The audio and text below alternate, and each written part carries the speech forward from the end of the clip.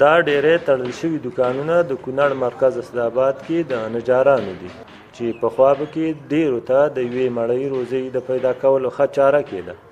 دلته ترکاڼان وایي اوس چې حکومت د کونړ له نښترو جوړو توکو ریګ رالېږد باندې بندیز لګولی نو دوی کارونه یې پیکه کړي دي. د حکومت د خوا نه لرګي بند شوي دي. دلته اوس نجاري روانه ده. پخوا راهیسته نجاران بیخي زیات وو، نو اوس نجاران بیخي کم شوي دي. لرګي نشته، لرګي بند دی.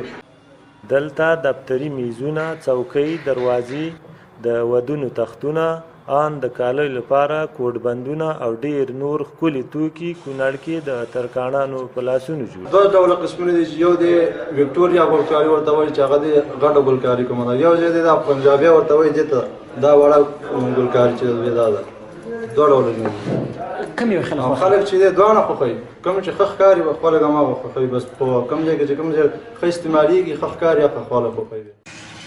ترکاڼان وایي حکومت د هغو وهل شوو لرګیو په لیږدولو بندیزونه لګولي چې په لرو پرتو درو کې دي او ویره دا ده چې قاچاق وړونکي به یې په غیر قانوني توګه قاچاق کړي. دوی وایي که حکومت دا بندیزونه لري او وهل شوي لرګي اسداباد ته راوړل شي نو هم به یې قاچاق مخه ونیول شي او هم به دلته د نجارانو کسب وده وکړي. جلال آباد ته څه چې د کونړ بعضې ولسوالو ته کوزه داسې نه پرېغوستل کېږي. دا ډبل بیټ هغې وخت کې په 1,00,000 روپیو اوس 50,000 لا راغلی، څوک یې نه اخلي، زاړه شولل. د کونړ داسې لرګی دی ماشاءالله چې د دې نه یو شی جوړ شي، یا چوکۍ یا دروازه، هغه دلته دا زموږ مشران وایي چې په اوبو کې د کونړ لرګی واچوئ نو 100 کاله دا ګارنټي لري، 100 کاله پورې دا نه خرابېږي.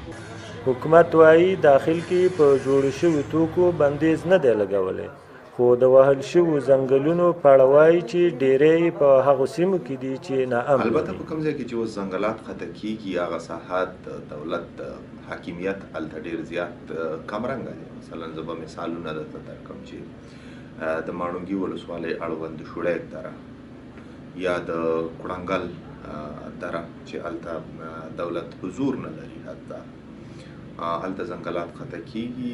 ولسونه اندېښمن دي که چیرې حکومت د واغل شوو لرګیو لیږد ته قانوني حل لاره ونه ګوري نو هغه نښتر به بغیر له کومې ګټې وټې وراسته او یا د اور خوراک شي.